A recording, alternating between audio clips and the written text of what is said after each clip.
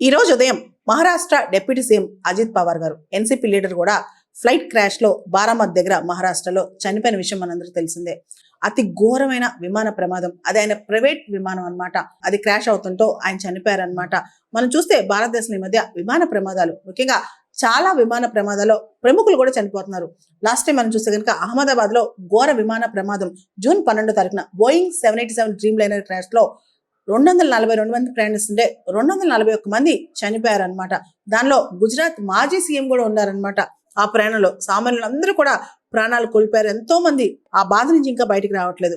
దాంతో పాటు భారతదేశంలో ఈ ఫ్లైట్ క్రాష్లు, విమాన తప్పిదాలు మనం చూస్తే గనక హోమీ జహంగీర్ బాబా భారత అణు కార్యక్రమ పితామహుడు అనమాట. ఆయన కూడా 1966లో ఫ్లైట్ క్రాష్ లో చనిపోయారు. ఎయిర్ ఇండియా ఫ్లైట్ క్రాష్ లో ఆయన చనిపోయారు అనమాట.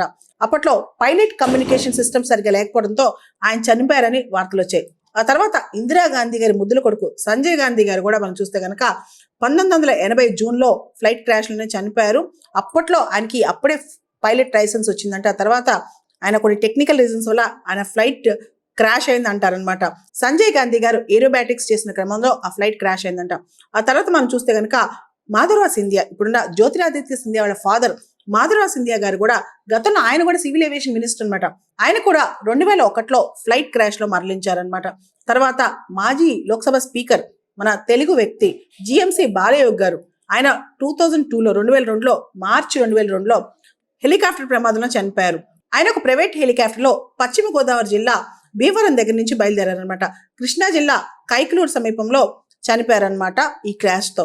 ఇలా చాలా మంది మనం చూస్తే, ఈవెన్ ఫిల్మ్ యాక్టర్ సౌందర్య కావచ్చు, ప్రముఖ పారిశ్రామికవేత్త ఓం ప్రకాష్ జిందాల్ కావచ్చు, ముఖ్యంగా మన ప్రియతమ నేత వైఎస్ రాజశేఖర రెడ్డి గారు కావచ్చు, ఆయన కూడా ఇలాంటి హెలికాప్టర్ ప్రమాదంలోనే మరణించారనమాట. తర్వాత అరుణాచల్ ప్రదేశ్ చీఫ్ మినిస్టర్ దోర్జీ కండు కావచ్చు, తర్వాత రీసెంట్ గా మనం చూస్తే కనుక బిపిన్ రావత్ గారు, first CDS chief of defence staff అనమాట, ఆయన కూడా హెలికాప్టర్ ప్రమాదంలో ఆయన భార్య అందరూ మరణించారనమాట. సో ఇంతమంది ప్రముఖుల్ని మనం హెలికాప్టర్స్, ఫ్లైట్ ప్రమాదాల్లో కోల్పోతున్నాం. వీటన్నిటి కూడా చాలా వరకు టెక్నికల్ రీజన్స్ ఉన్నాయి. వీటన్నిటికి సంబంధించి సంయుక్తంగా ఒక ఇన్వెస్టిగేషన్ జరగాలి.